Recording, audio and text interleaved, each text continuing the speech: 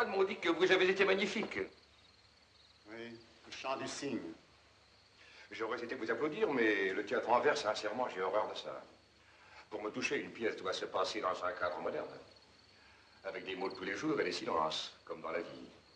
Le récit de Théramène, je ne peux pas y croire. Le drame bourgeois.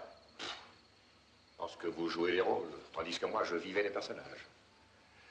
Mes plus belles émotions de comédien, ce n'est pas sur la scène que je les ai connues, c'est dans la vie. Quand j'épiais ma partenaire, ce qu'elle allait dire, ce qu'elle allait faire. Quand ça comptait vraiment, quand c'était en pleine pâte. Le sang d'Édipe Roi, ça n'est tout de même que de l'hémoglobine, et ça pue la pharmacie. Alors, on refuse de vider les lieux? Mon bon ami, j'ai soif. Le camarade Marny a sauvé l'abbaye, il a sauvegardé votre clientèle.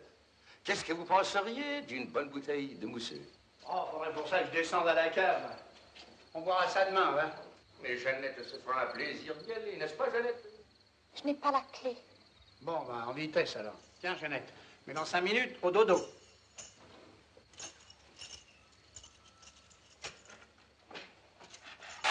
Dans toutes vos tragédies, les femmes qui meurent sont toujours ridicules. Elles se traînent, elles tournent des yeux blancs, elles pleurent, ce n'est pas vrai. Elles sont au contraire d'un calme prodigieux.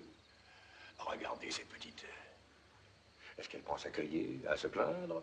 N'est-elle pas plus simple que Juliette, plus pure qu'Iphigénie? Et cependant, elle monte à l'autel où s'immolent les grandes amours. Les mêmes yeux, le même regard que Simone quand elle a voulu mourir, par Arroche. Mourir? Elle a voulu mourir? Vous avez vu qu'elle ne souffrait pas. Simone, Jeannette, elles se confondent, c'est la même lettre qu'elles ont écrite, le même geste qu'elles ont fait. Elles montent l'escalier, elles montent au ciel. Quoi? Jeannette!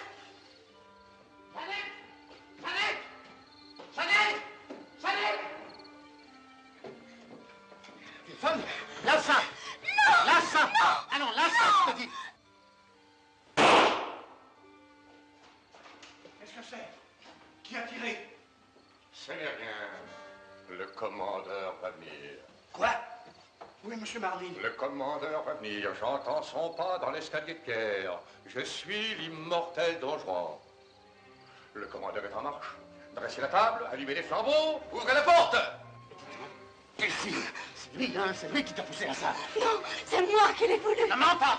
Tu ne comprends pas qu'il joue avec toi, avec ta vie, pour continuer de croire à sa jeunesse? Je recommencerai. Il va se tenter d'y foirer, moi, il va te payer! Pour toi et pour l'autre! Ne lui faites pas de mal. Je sens clair et fou.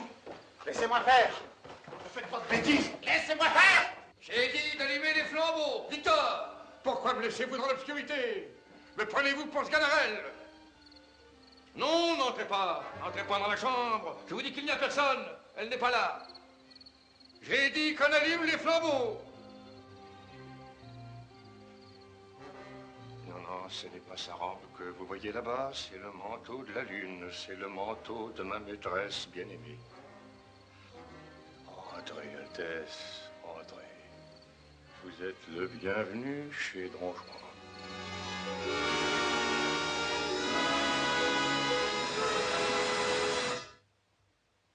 Nous avons à déplorer la perte de 2 de nos camarades. Sinclair, transporté ce matin dans une maison de santé spéciale,